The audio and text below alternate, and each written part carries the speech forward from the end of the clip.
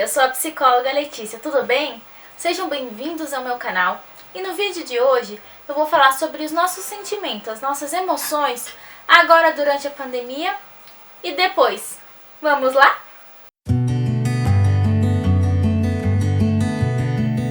Vamos começar a pensar então o que são considerados sentimentos normais ou esperados para essa situação tão anormal do nosso cotidiano. Muitas pessoas se sentem mais ansiosas, angustiadas, nervosas, agressivas. E isso são sentimentos que vêm do sentimento de inabilidade de controlar a atual situação. O medo de não saber o que está acontecendo ou do que vai acontecer futuramente. E isso é esperado acontecer. Porém, nós não podemos deixar que isso leve, ou que a gente empurre com a barriga, no ditado popular, para que no futuro isso se agrave e a gente tenha mais dificuldade de estar resolvendo esta questão.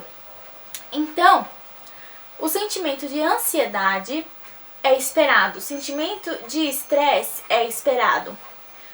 Por quê? Porque principalmente quando a gente já tinha uma situação anterior à pandemia, porque as pessoas geralmente pensam o que está acontecendo agora, mas o que antecedeu a pandemia também influencia como a gente vai se sentir agora nesse momento.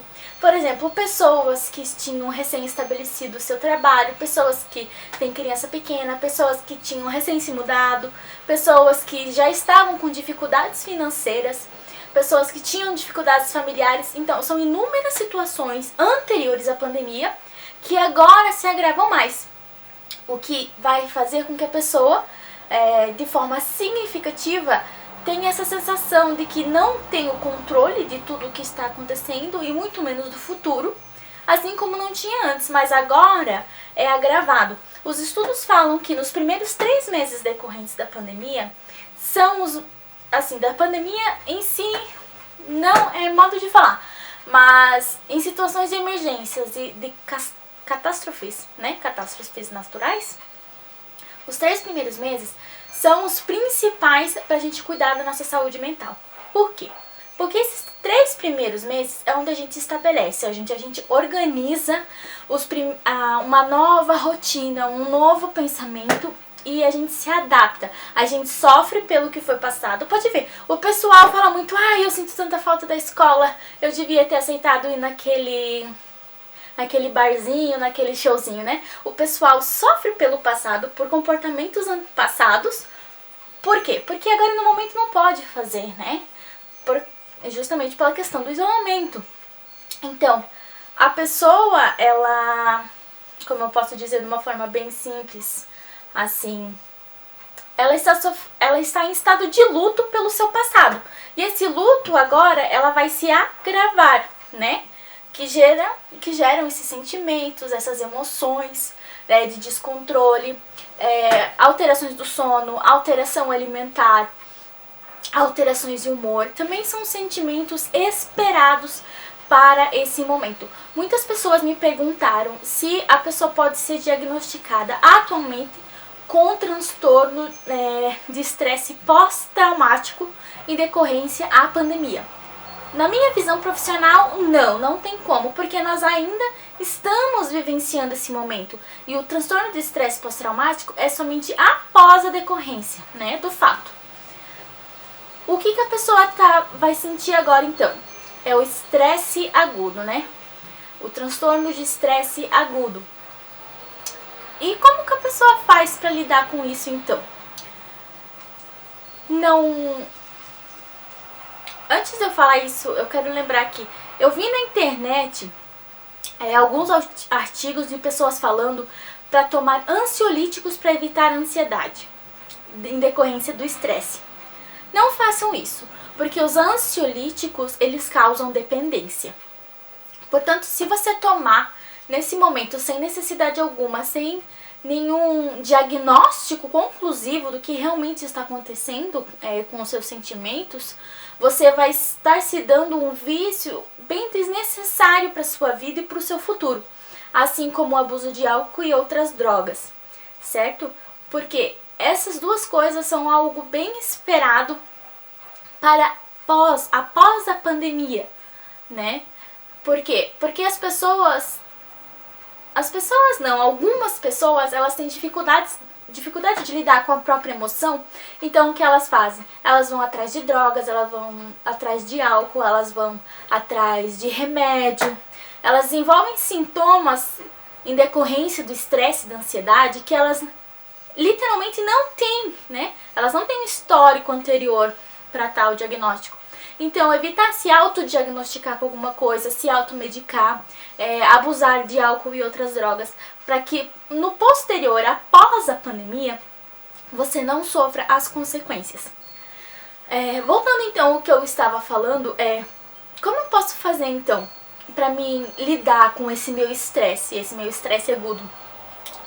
É difícil fazer em casa uma rotina, até porque todo dia parece domingo. Mas é importante a gente criar uma rotina ou algumas atividades em determinados horários para que a nossa mente e o nosso corpo entendam que vai ficar tudo bem. Cuidar onde você vai buscar as informações, sempre ser de uma fonte confiável, porque as fake news, elas aumentam, elas afloram esse sentimento de desespero, porque uma hora falam uma coisa, outra hora falam outra. Então, deixe separado as redes de jornais, de notícia, que você confia, para você poder buscar posteriormente essas informações, certo? E também não fique 24 horas ou 12 horas, né, como fazem a piadinha, em cima das informações referentes ao Covid-19. Tente fazer, por exemplo, 1 hora por dia você acessa suas fontes confiáveis de informação, se atualiza referente ao cenário atual e volta para sua rotina estabelecida. Muitas pessoas começaram a cuidar de plantas, a aprender outra língua, fazer cursos online, que agora tem muito, né, que é gratuito para o pessoal poder fazer em casa. Mas uma coisa que chegou até a minha rede social foram profissionais da área da psicologia compartilhando a seguinte frase: que se a pessoa não utilizou a quarentena, né, a pandemia, que fica em casa, para se atualizar nos seus conteúdos estudantis, para aprender coisas novas, para poder, não sei, para, assim, viver a vida de forma ativa, extremamente ativa e produtiva, né? Então quer dizer que a pessoa, ela não é que ela não tem tempo, é porque ela é desorganizada e preguiçosa.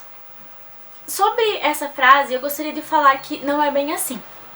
Eu mesmo, agora, durante esse vídeo, falei que é importante você estabelecer uma rotina, né? Tentar buscar novos hobbies, mas isso não quer dizer que você tem que fazer exercício físico, que você tem que fazer curso, que você tem que fazer isso, tem que fazer aquilo. Não! Existem pessoas, justamente pelo fator anterior à pandemia, que elas têm extrema dificuldade em estabelecer um novo comportamento durante uma situação tão anormal como nós estamos vivendo. Portanto, se você está com dificuldade de alimentação, está com dificuldade do sono, está tendo sonhos anormais, né, sonhos estranhos, se você não tem vontade de levantar da cama, isso também é normal. Você está vivenciando uma situação que é muito anormal, que você não tinha projetado, que você não tinha pensado que poderia acontecer, que você poderia se viver. Nós não temos, dentro do nosso pensamento anterior, né, experiência referente ao nosso momento. Sim, nós tivemos a ebola, nós tivemos a gripe, a H1N1, a dengue, principalmente aqui no Brasil. Mas o que acontece? Eram fatores externos, estava acontecendo com outras pessoas. E agora não, agora as pessoas estão vivendo na pele, né? O Brasil inteiro está vivendo na pele essa situação. Quando a gente vive na situação, é algo muito diferente do que a gente vê como um evento terceirizado. A ebola, por exemplo, era lá na África, então a gente não pensava que a gente tinha que ter os cuidados aqui, né? Então, o que que acontece? Quando a gente vivencia, é muito diferente de escutar por um terceiro, digamos assim. Então, se você nesse momento está tendo dificuldade, como eu falei antes, alimentar, de sono, dos sonos, tudo isso não quer dizer que você é uma pessoa anormal, que você é uma pessoa que está em sofrimento, que você é uma pessoa que não vai conseguir viver a vida. Não, isso quer dizer que nesse momento você está precisando do seu espaço e do seu tempo para poder elaborar tudo o que vem acontecendo, porque todo dia é informação nova, todo dia é algo novo. Então você está precisando desse momento para você refletir, para você criar, né, o seu, assim, condições emocionais, bem o literal da palavra, condições emocionais para você estar lidando, para você poder voltar em pé e poder continuar com a sua vida, porque você tem que pensar no passado, no presente e no futuro, né? Então, assim, não se sinta mal. É um momento, é uma fase e vai passar, nós vamos melhorar, né? Nós vamos mudar nosso comportamento, nós vamos, sim, não vai ser como no passado, nós vamos ter cuidados novos, né? Só que não é nada comparado a perder um ente querido, né? As pessoas que estão vivenciando luto, que estão perdendo os seus amados em decorrência dessa doença, eu sinto muito mesmo. Eu não sei nem o que falar a respeito disso, porque é uma situação tão extrema que a gente não pode ir velar os nossos mortos, a gente não pode enterrar da forma que a gente poderia fazer anteriormente, né? E isso tudo mexe com a mente humana, porque esse ritual de passagem, esse ritual de despedida, ele é necessário para que a gente elabore essa perda, para que a gente consiga mudar a nossa rotina para a perda dessa pessoa. Não quer dizer que a gente vai esquecer dela. Não, a gente já vai esquecer esse ente querido. Mas a gente tem que aprender a conviver sem a pessoa, né? Às vezes era o único apoio que a família tinha. Às vezes era a pessoa que cuidava da questão financeira. Então são várias questões, né, que vêm em decorrência da perda, que também é um processo de luto. Até no próximo vídeo, se vocês desejarem, eu posso falar especificamente só do processo de luto em questões gerais e agora da pandemia, né? Por causa das questões dos ritos de passagem. Então, o que eu recomendo, né? Tenta pensar em coisas, faz uma lista de coisas que você pode controlar agora. Ah, Letícia, mas eu não posso controlar nada. Sim, você pode controlar. O tempo que você toma banho, o que você assiste, o que você come, o que você fala no dia a dia, o que você veste.